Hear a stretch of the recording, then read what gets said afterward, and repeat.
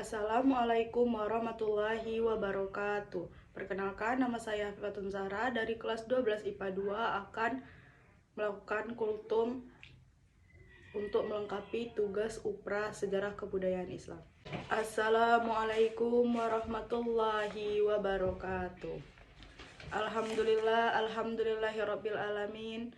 Assalatu wassalamu ala asrofil anbiya'i wal mursalin wa ala alihi washabi rasulillahi ajmain. Amma ba'du. Pertama-tama dan yang paling utama, tiada untayan kata yang patut kita senandungkan melainkan rasa puja, puji beserta rasa syukur kita atas kehadiran Allah Subhanahu wa taala. Yang mana berkat Allah lah kita masih dipertemukan pada hari ini dengan keadaan sehat walafiat. Kedua kalinya salawat beriringkan salam tak luput dan tak bosannya kita curahkan kepada pangkuan kita, yakninya Nabi bina wa habibina Muhammad sallallahu alaihi wasallam. Karena berkat perjuangan beliaulah sehingga kita bisa merasakan dari alam kebodohan sampai alam yang terang benderang seperti yang kita rasakan pada saat sekarang ini. Baiklah, dengan tidak memperpanjangkan kata mukadimah, langsung saja ke judul kultum saya pada pagi hari ini, yaitu teori masuknya Islam ke Indonesia. Ada beberapa teori yang terkait sejarah masuknya antara Islam ke Indonesia. Agama Islam masuk ke Indonesia melewati perjalanan panjang yang dibawa oleh kaum muslim dari berbagai belahan bumi. Kini Indonesia menjadi negara dengan penduduk muslim terbesar di dunia. Menurut beberapa teori yang ada, ajaran Islam masuk ke Indonesia melalui orang-orang dari berbagai bangsawan. Sebagian dari mereka yang datang ke Nusantara untuk berdagang sembari berdakwah. Ada pula kaum ulama atau ahli agama yang memang datang ke Nusantara untuk menyiarkan ajaran agama Islam. Dapat kita ketahui bahwasanya Islam masuk ke Indonesia itu terdapat 4 teori. Yang pertama yaitu teori India atau teori Gujarat, kemudian teori Arab atau teori Mekah, kemudian teori Iran, kemudian teori Cina. Baiklah, saya akan membahas tentang teori India. Teori yang dicetuskan oleh Darwis yang lantas dikembangkan oleh Snow Haurje ini meyakinkan bahwa Islam dibawa ke Nusantara oleh para pedagang dari Gujarat, India. Pada abad ke-13 Masehi, kaum saudagar Gujarat datang melalui Selat Malaka dan menjalin kontak dengan orang-orang lokal di bagian barat Nusantara yang kemudian melahirkan Kesultanan Samudra Pasai.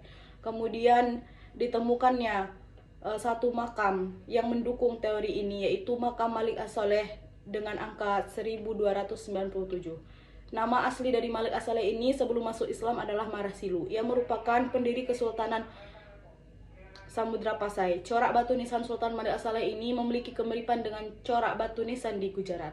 Selain itu, hubungan dagang antara saudara Nusantara dengan India telah lama terjalin. Dan kemudian ditemukan pula batu nisan lain di Persia Utara Sumatera pada tanggal 17 Zulhijjah 831 Hijriah atau 27 September 1428 Masehi.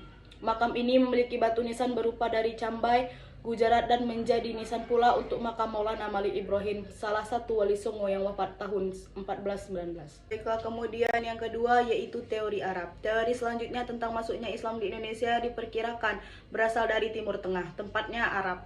Teori Arab atau teori Mekah ini didukung oleh Van Leur, Anthony John T.W. Arnold, hingga Abdul Malik Karim Amrullah atau Buya Hamka. Menurut Buya Hamka, Islam sudah menyebar di Nusantara sejak abad ke-7 Masehi.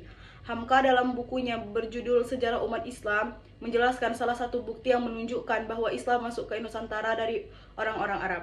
Bukti yang diajukan Buya Hamka adalah naskah kuno dari Cina yang menyebutkan bahwa sekelompok bangsa Arab telah bermukim di kawasan pantai barat Sumatera pada 625 Masehi. Kemudian yang ketiga yaitu teori Persia. Teori bahwa ajaran Islam masuk ke Nusantara dari bangsa Persia atau wilayah yang kemudian menjadi negara Iran pada abad ke-13 Masehi didukung oleh Umar Amir Hussein dan Hussein Jayadiningrat. Abdurrahman Minso dalam Resection Through Selection Modification Antropologi Hukum Islam di Indonesia pada tahun 2016 menuliskan, Jayadiningrat berpendapat bahwa tradisi dan kebudayaan Islam di Indonesia memiliki persamaan dengan Persia. Salah satu contohnya adalah seni kaligrafi yang terpahat pada batu-batu nisan bercorak Islam di Nusantara. Ada pula budaya Tabot di Bengkulu dan Tabui di Sumatera Barat yang serupa dengan ritual di Persia setiap tanggal 10 Muharram.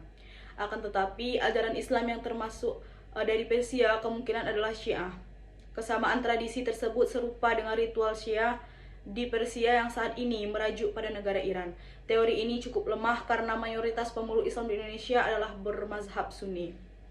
Kemudian untuk teori yang keempat yaitu teori Cina. Penyebaran Islam di Indonesia juga diperkirakan masuk dari Cina. Ajaran Islam berkembang di Cina pada masa dinasti Tang, dibawa oleh panglima muslim dari kekhalifahan di Madinah semua.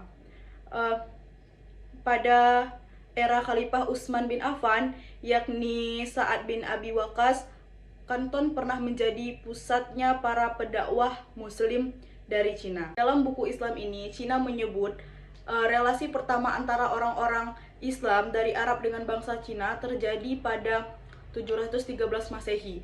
Diyakini bahwa Islam memasuki Nusantara bersamaan migrasi orang-orang Cina ke Asia Tenggara. Mereka dan memasuki wilayah Sumatera bagian selatan atau Palembang pada 879 atau abad ke-9 Masehi.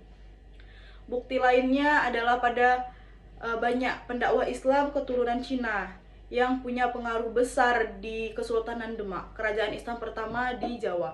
Seiring dengan keturunan Kemaharajaan Majapahit pada perjalanan abad ke-13 Masehi, sebagian dari mereka disebut Wali Songo. Begitu banyak sejarah Islam yang mungkin seru untuk dibahas. Mungkin hanya itu sedikit kultum dari saya pada pagi hari ini. Saya akhiri. Wassalamualaikum warahmatullahi wabarakatuh.